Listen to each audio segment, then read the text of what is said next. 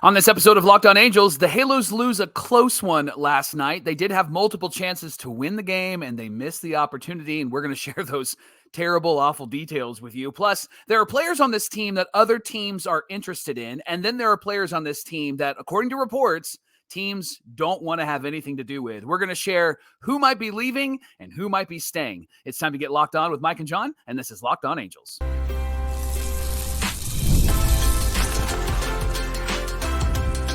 You are Locked On Angels, your daily Los Angeles Angels podcast. Part of the Locked On Podcast Network, your team every day. Yes, it is, and yes, we are. Thanks for making Locked On Angels your first listen of the day. You can find us anywhere you get your podcasts, including Apple Podcasts, Spotify, and SiriusXM by searching Locked On Angels. And if you'd like to get back to the Super Halo Bros for all this Super Halo content, here's some things that you can do. Leave us a rate and a review on Apple Podcasts. If you're watching on YouTube, hit that thumbs up button. And if you're not subscribed already, please subscribe and become a Locked On Everydayer. And whether you're watching or listening, come over to YouTube, leave a comment. It's really one of the best ways to get in touch with us and be a part of the conversation. And today's show is brought to you by Prize Picks. It's the easiest and most exciting way to play daily fantasy sports. Go to prizepicks.com/LockedOnMLB and use our promo code LockedOnMLB for a first deposit match of up to $100. Thanks for being here for this episode of Locked On Angels, where it's your team every day. You've got the Frisch Brothers here with you, a.k.a. the Super Halo Bros. My name is John, and that's my brother Mike. And my name is Mike, and that's my brother John. We've been fans of this team for years. We love ourselves some Halos, even when they let us down like they did last night. But it is our third season here at Locked On Angels. We're talking Angels baseball Monday through Friday, every single weekday here with you. On today's show, who are the Halos getting phone calls about when it comes to the trade deadline? And who could they not put out on the sidewalk with a sign that says, please steal me? Well, we're going to talk about which players fall into which category. But first, Mike, let's recap that game against the Rangers. It was quite an awesome night for Logan O'Hoppe, but it was an unfortunate night because the Angels came away with the 5-4 loss. They were not able to come back and win this one. Yeah, this game was a back and forth game. Scoring started early. Angels went down 1-0 in the top of the first on a home run from Josh Smith. After he tried to lay down two bunts, which is hilarious. Right. He figured just what the heck, I'm going to hit it over the wall. It was a changeup. It was a cookie, Michael, from Roansy Contreras, just right down the middle at 86 miles an hour. And so, of course, he's going to crush it. But I just thought it was funny. It's like this guy goes from, I'm going to bunt to get on to, oh, I can crush this and get myself a home run. And that's exactly what he did. Josh Smith tearing it up for the Rangers right now. Yeah, we'll talk about Contreras in a minute, but the Angels did answer, Johnny, with, you mentioned him, Logan O'Hoppe hit his first of 2 home runs in this game. It was his 13th at the time. Now, here's where things got a bit dicey. The Angels starters have had a lot of bad innings in the last few games. And, of course, we're running with kind of a mismatch of starters and a hodgepodge of different people that we're trying to put in there. And Contreras is somebody that has tried to fill in a role, but Johnny, he can't even get through 3 innings, let alone 2 innings. And last night, he wasn't able to get through that 3rd inning. It started with an RBI double from Simeon. The Rangers scored again on an RBI infield hit from Josh Smith. Then, Johnny, Wash pulled Contreras for Hunter Strickland. Now, I liked that move. I liked that quick hook. I know that you don't want to push the bullpen too much. However, I liked that they went and got him and didn't allow themselves to get down by 6 or 7 runs, because the last few times that he's been out there, and some other pitchers as well, it's gone from like 3-2 to 7-2 in a heartbeat. And so I like that Wash went and got him and brought in Hunter Strickland. Well, I think it kind of shows the level of confidence that Wash seems to believe he has in his pitchers, because Roansy's done this several times already. Yeah. And so the quick hook there was necessary. But was he a little slow to go and get Davis Daniel on Monday night? That is a fair question to ask, because things did fall apart for Davis Daniel. But I have to think that Wash was like, you know what, I'm going to give this guy a chance because of what I know he's capable of doing. Wash, I think in that sense, doesn't pull any punches in terms of how he feels about the players and what they do. And in this instance, I think it was a matter of, all right, Roansy's doing this again, so I'm going to go yank him. I know that Davis Daniel had a bad outing the last time out as well, but I think he impressed with that Tigers start, that Wash was willing to give him a little bit more rope, but things certainly did get out of hand with Davis Daniel on Monday. This time around, he gives him the quick hook, Yeah. And I appreciated that before things got really out of hand. And it kept it a competitive game, Mike, because you're right. Strickland came in, got Garcia to ground out into that double play. So it was a 3-run inning for the Rangers. The Angels responded with runs in the bottom of the third. Listen to this. Tony Two-Bags gets his first Tony Two-Bagger since returning. And then Shawnuel has a, is there word play I can do here with a Shauna double? Shauna double? Yeah, why not? He doubled, so Rendon scored. Taylor Ward singled to right, and then Hill misplayed it. Shawnuel scored, but Ward was thrown out at third on an excellent relay throw from Marcus Semien. I don't see why you would challenge that arm when you're in scoring position already at second base. Ward easily got to second on the misplay. Yeah. I don't blame him for trying to take that third base, but at the same time, you got to remember who you're dealing with in Marcus Semien. So it was not the smartest base running play. So Ward, again, is already in scoring position with as the tying run on base. So the Angels end up getting 2 in that inning and are currently at this point trailing by 1 as they head in to the bottom of the fourth a little bit later on, right? Yeah. Logan O'Hoppe comes back up, Johnny, and he hits his second home run of the game. By the way, he had 3 hits in this game. You know how many pitches he saw? 3. Right. Because that guy swung at the first pitch every single time, did it again against Max Scherzer. This one was 402 feet. Whew. Johnny, he tied Aaron Judge for the most homers on the first pitch this season. 8 of his 14 have been on the first pitch. Also tied a club record for home runs in the first half by a catcher from one of my favorite Angels, Lance Parrish. I remember baseball card. I still have it. It's under my son's bed. Good old Lance Parrish, one of my favorite Angels. And he tied Lance Parrish for catchers, 14 home runs. Game was tied at this point. Then Johnny, I love the move of Ben Joyce coming in the 5th inning. Wash, it's like he asked him to go and get the heart of the order, the toughest guys, right? I know it's the 5th inning, but they just tied the game. I really like this move. And Ben Joyce came through in this moment. Absolutely. He gave us a little Joyce 103.5. That's going to be the new one around here because he threw 103.5, Mike. But yeah, I love this one. Joyce got Semien and Seager to ground out. Then Smith singled to right. Joyce got Langford to ground out to short. Anytime you can get Wyatt Langford out right now, that's a good thing. So Neto had to cut off Drury and made a barehanded throw to get Langford. It was an incredible play, and it was a bang-bang play. They showed it on the replay. Unfortunately, the umpire called it out. The Rangers didn't challenge. I don't think it would have been overturned, but you know how the New York umpires are with the Angels. If they had seen that, they would have said, oh, no, he's safe. But it was a great inning from Ben Joyce, who came back out for the 6th inning, got the Rangers 1, 2, 3 in that inning as well. And since June 14th, Joyce has 13 1/3 innings pitched, 5 hits, 11 strikeouts, 5 walks, no walks in his last 5 appearances, and 9 straight scoreless outings. Mike, the Splinker, did Joyce figure it out? Was that the key to Ben Joyce figuring it out on the mound? Sure. Yeah. You need an opposing pitch for that huge fastball that you're throwing out there, something off speed. And the biggest thing for him was control. And notice in his last few outings, John, since June 14th, only 5 walks and no walks in his last 5 appearances. So the guy is throwing it over the strike zone. He's throwing some heat. I don't care if he's striking guys out. He's getting guys to ground out. He's getting guys to hit it at his infielders. And that's fantastic. So I love this move. Joyce going 2 innings, John, was very impressive. Well, he was really efficient too. And that's because of the ability to get guys to ground out now. And so you're seeing a much more efficient Ben Joyce. And Mike, if he wants to, he can throw that 103.5 above the zone and get guys to swing through it. So now he has a couple of weapons, which is really great to see. Mike, there was a moment where Corey Seager was intentionally walked. Was that against Luis Garcia in the 7th or the 8th? I'm trying to remember here, but Later Garcia, he did follow Joyce in the 7th inning, got the Rangers 1, 2, 3. I had to laugh because I thought we weren't allowed to walk Corey Seager unless it brought in a run for unless the bases were loaded and Mike Trout was confused. Yeah. And the Rangers scored. It didn't happen. I don't know. Are we not running off the old Madden playbook? What are we doing? Right. No, thank goodness. See, here's where things got a little bit frustrating. In the bottom of the 7th, O'Hoppe singled. That was another hit on the first pitch. And then Neto follows with a single. Adele hits a long fly ball to center field, the runner's tag.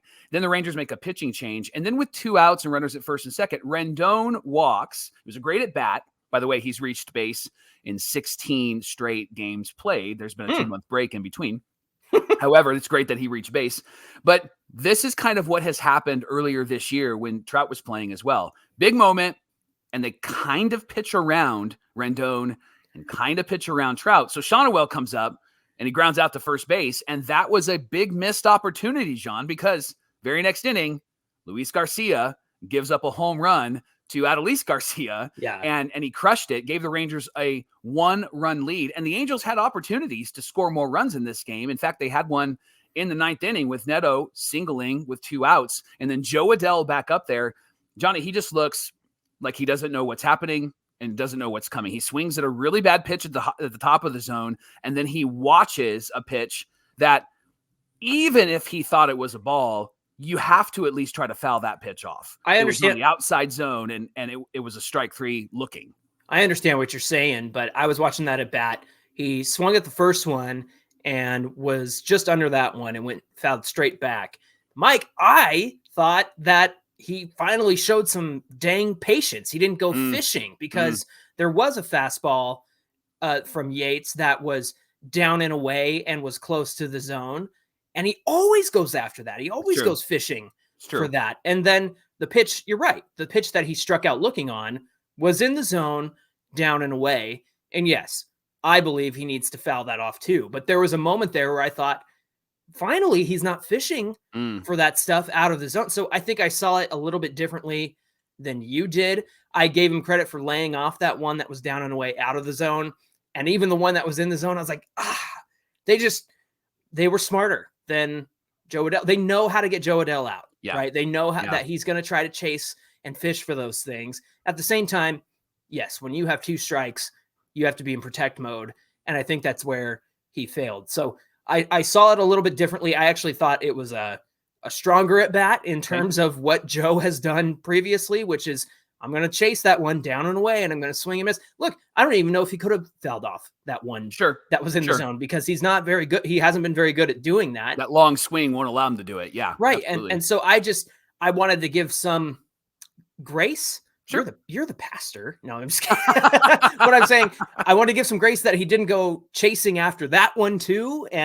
But it was in the zone. And so that's how it ended the game. But you're right. Lots of opportunities for the Angels to do something and come back. But you're right. They pitched around Rendon. I love the patient at bat from Rendon. Yeah. He didn't get anything really to hit in that one either. And he's not going to chase. No, he's not going to chase. And Shonowell, ended up grounding out. I would have trusted Shonowell in that situation, but unfortunately it's just the way the game goes sometimes. Now, if Trout's back and he's batting second, then maybe it's a different story. I don't know how this lineup's going to look when he does come back. Maybe he'll be back at third again, but yeah, just a lot of opportunities for the Angels to do something and just fell short. At the end of the day, I'm happy for Logan O'Hoppe doing what he did off of Max Scherzer. I didn't think the Angels were going to get anything off of Max Scherzer. And it goes back to the start of the game with Roansy Contreras surrendering as much as he did. I know Luis Garcia gave up that cookie down the middle of a sinker to Adolis Garcia. And so those are the things that frustrate me. It's just, there are so many areas of this team that are so bad right now. But then there's so many bright spots in terms of what O'Hoppe was able to do. Neto had a 2-for-4 night after the day off. It's black and white. It's hot and cold, right? It's just a dichotomy going on here for the Angels right now. So we want to thank you for making Locked On Angels your first listen of the day. The Angels are back at it tonight, 6:38 Pacific time against the Rangers. You can catch every pitch of the Angels hometown broadcast with SiriusXM on the SXM app. Just search Angels. Coming up on Locked On Angels, who are the Halos getting calls about when it comes to the trade deadline, and who are teams not asking about? We're going to talk about all of that coming right up. Everydayers, it's time to travel and let our friends at Booking.com help you out with hotels, bed and breakfast, vacation rentals, resorts, so much more. Booking.com is going to help you find the perfect stay, and you can even find the perfect stay as you're following the halos, and maybe perhaps you find yourself in a rival city. You can still enjoy it because our friends at Booking.com want to hook you up no matter where you're going in the United States or abroad this summer. You can stay anywhere, and it could be the right stay even if you're in the rival city. So take the guesswork out of travel, flex your booking power, and be our Booking.com friends, because they are friends for you. They're here to help you. Book today on their website, Booking.com, or download their app, Booking.com. Booking.com, Booking.yeah. And Locked On Angels is also brought to you by our friends at Game Time. Johnny, you're the king of finding really good tickets, and I think your secret is using the Game Time app, because every time you go to a game or every time you get tickets, whether it's a game or something else, you're like, I got these tickets in these seats in this area. Here's the price. And I'm like, how did you figure that out? I think Game Time's your secret, right? Game Time's the way to go, Mike, because look, you can get last minute deals on tickets, save up to 60%, not even just for sports. You can do comedy, concerts, theater, so much more. There's those exclusive flash deals in the app on select seats ahead of the game or the event. And there's even zone deals, which you can choose a section and let Game Time choose the seats for you. I'm all about saving money, Mike. And the best part, They have all-in pricing, so it shows you the total up front. There's no surprise fees or hidden fees at checkout. You can get the panoramic view from where you're seating or seating from where you're sitting. Thank you. And before you buy, because you want to know where you're sitting before you buy. And they have the lowest price guarantee. Game Time, if you find tickets at a lower price, they're going to credit you 110% of the difference. They give you Game Time ticket coverage. Your purchase is covered with the most flexible customer service policy in the industry. So take the guesswork out of buying tickets with Game Time. Download the Game Time app today. Use the promo code LOCKEDONMLB for $20 off your very first purchase. Again, that's LOCKEDONMLB for $20 off your first purchase. Game Time, download the app. Last minute tickets, lowest prices guaranteed. This is the Locked On Podcast Network, where it's your team every day. And everydayers, if you haven't done so already, make the switch to Locked On Sports Today. It's a free 24/7 sports streaming channel program just for you to bring you the biggest stories across the sports world with can't-miss analysis, opinions, and news. It's streaming 24/7 on YouTube or the free Amazon Fire TV channels app. It's part of the Locked On Podcast Network, where it's your team every day. And speaking of your team, every day, the Angels are playing the Rangers tonight, 6:38 Pacific time. Griffin Canning versus former Halo Michael Lorenzen, Orange County native, coming back to SoCal to pitch against his Halos. I kind of wish he was still around. Why didn't we bring that guy back? I think he would have been a nice boon for the starting rotation. But you can catch every pitch of the Angels hometown broadcast on SiriusXM or the SXM app. Just search Angels. John's favorite reporter, Bob Nightingale, got Angel fans really frustrated. He's not your favorite reporter. He got Angel fans really frustrated. Your boy, Bob Nightingale. Is that what you're trying to tell me? Yes, yeah. He had reported that the Angels aren't willing to trade anyone with more than a year's worth of time on their contract. Tyler Anderson's name was thrown out there. But here's the reality with Bob is you never know what's true with Bob Nightingale. He's not accurate. He could be a great baseball player because he's like 2 for 7 when he has like an opportunity. 3 for 9 is kind of his batting average, right? And so that's why you got to take his stuff with a grain of salt. So the first question I have for you, John, because this narrative was out there, is why would the Angels hang on to Anderson? Is there a good reason? I know there's reasons to get rid of him. We've talked about that. Yeah. But is there a good reason? Can you find one? I think the only reason you would want to keep Tyler Anderson around in terms of a good reason is you just like what we talked about with this rotation right now, Mike. And I'm not talking about this year. I'm talking about next year. Look, Patrick Sandoval is going to miss all of 2025. You don't know Reed Detmer's status at the moment. Chase Silseth is working his way back.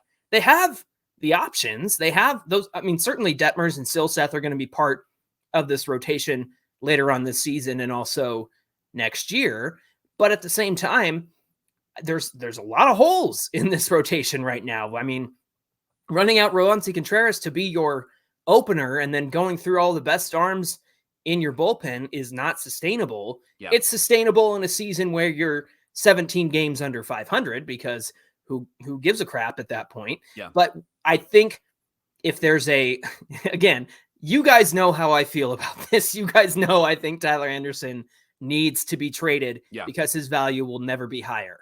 Having said that, if there's a good reason to hang on to him, it's probably because the future of the rotation is super uncertain right now, even to make it the rest of the way right now. And maybe there's a world where Anderson finishes out this season the way that he has been doing in this first half, and he has a great year, and then there's an off-season move. But I just think there's so many teams who are desperate for pitching like Anderson right now as we get closer to the deadline that they would be foolish not to consider dealing him this year. Yeah.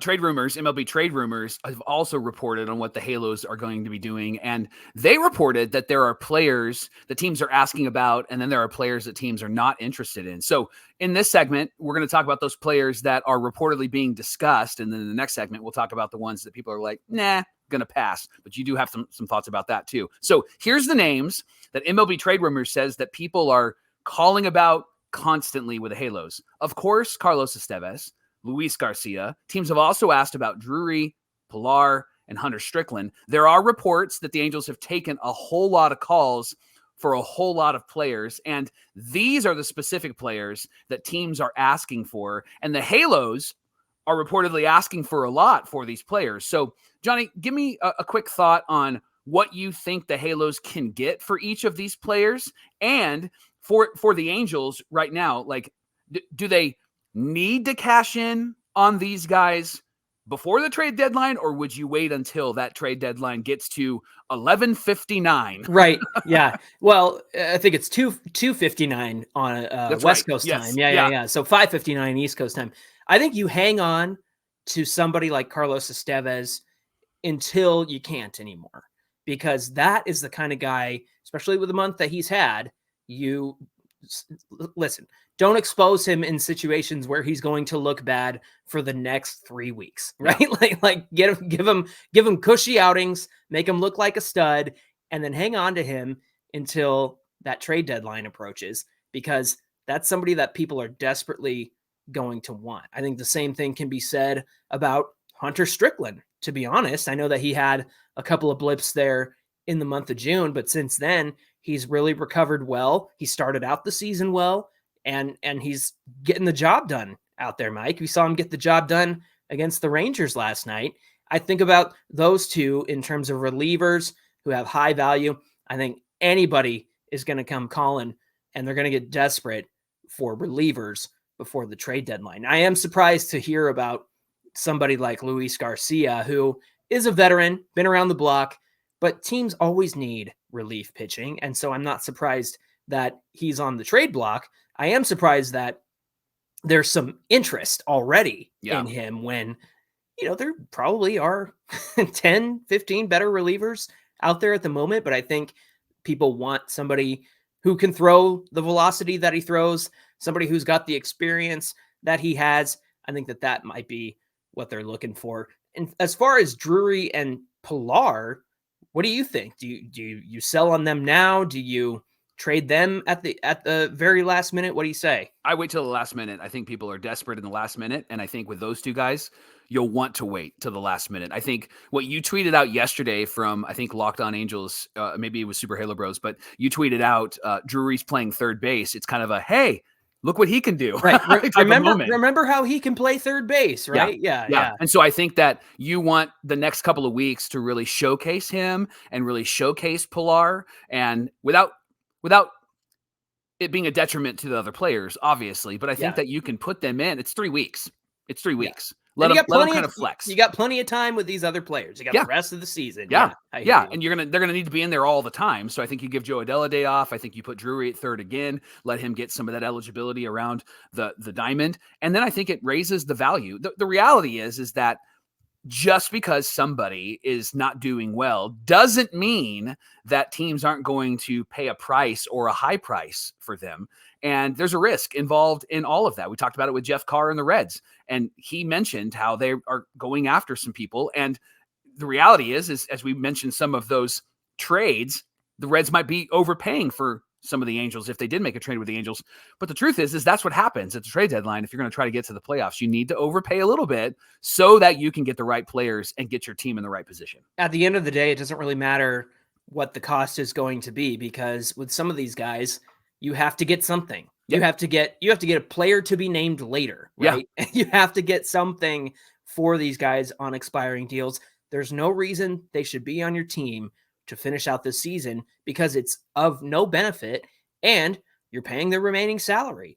Yeah, and we all know how much Artie loves shedding salary, which he did last year and didn't even get anything for a lot of those guys. Like Matt Moore was put on waivers so that they could shed that salary. They kept him at the deadline because they thought they were going to make a run. But at the same time, since they're in the situation that they're in, there's just absolutely no reason for these guys to remain on the team and not get something for them. Hey, before we started recording the podcast, John and I spent about 5 minutes talking about our prize picks. Yeah. And the reason for that is because I just went, hey, John, who should I pick? Yeah. Because I need some help with prize picks, right? I need a whole lot of help. I lucked out yesterday because I didn't get to my prize picks, but I was going to say that Max Scherzer was going to have less than 4.5 hits in the game, and because it was the Angels, but then they shocked me, Mike. So I'm glad I didn't go through with that one. Yeah, I'm glad I probably should stop asking you for help with prize picks then if you're going to pick wrong. You could pick right by selecting 2 to 6 players on their stat projections. You decide if they're going to do more or do less, whatever the stat projection is. It could be strikeouts or RBIs or first inning runs.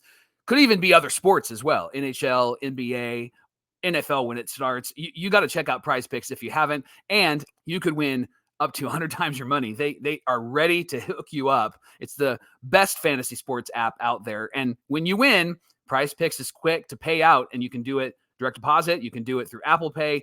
It's worth it. You should download it today. And then when you do, enter our promo code LOCKEDONMLB. They're going to give you a first deposit match of up to $100. So you're already up $100 because you've decided to join Prize Picks. So again, download the app right now and then use our promo code LOCKEDONMLB. You'll get up to $100 match, and then you'll be able to go and have a great time on Prize Picks. Remember, pick more, pick less. Going to be awesome. So join Prize Picks today. Pick more, pick less. It's really that easy. Mike, the Angels have a handful of players that aren't getting asked about, and they are players that we really, really, really, really wish that could get moved because we don't need them on our team at the moment. We shared some of the names of players that teams are asking about, but according to MLB Trade Rumors, there are 3 names the Halos haven't had talks regarding, and that includes Matt Moore, Adam Cimber, Jose Cisnero.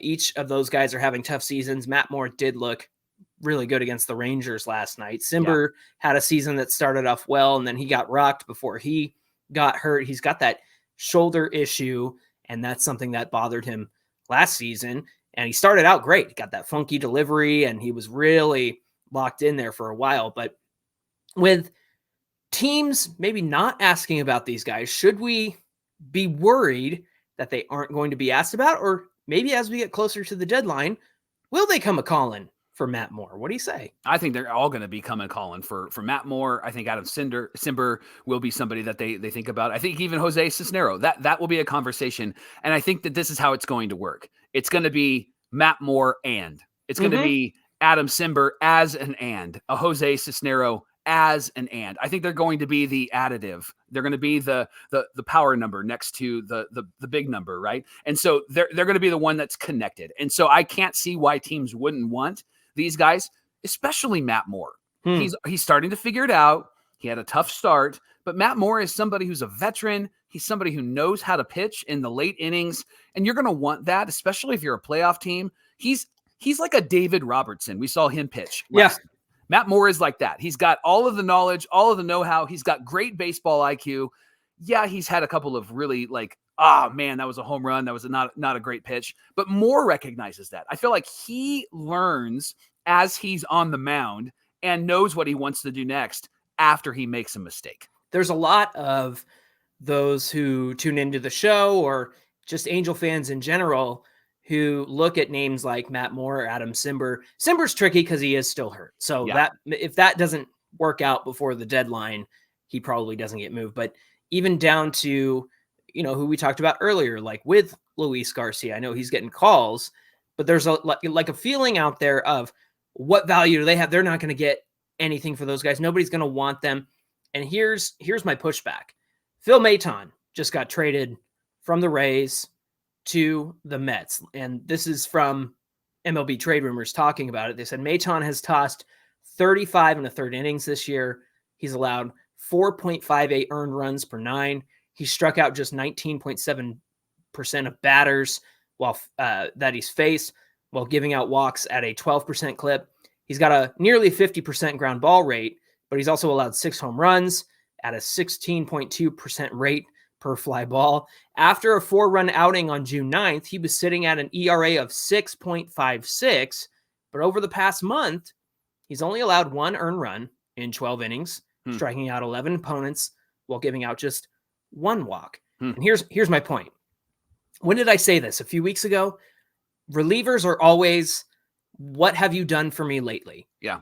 And the Mets saw an opportunity with Phil Maton from the selling Rays to get this guy because since June 9th, he's been pretty good. And that's, since yesterday, it's been a month. Yep. And I think that's exactly the case with some of these relievers. I look at Matt Moore. What have you done for me lately? Well, you just had a great scoreless outing against the Rangers the other night, or even Carlos Estevez. Look how bad he was to start the season, and then he gets AL reliever of the month in June.